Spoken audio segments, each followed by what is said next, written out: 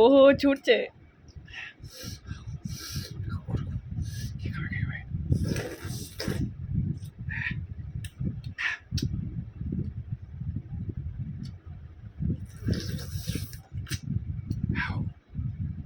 বাবা রে কত বড় জিভ রে, জিভটা দেখ, ওর জিভটা দেখ। বাস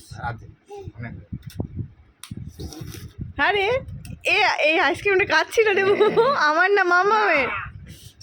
বাবু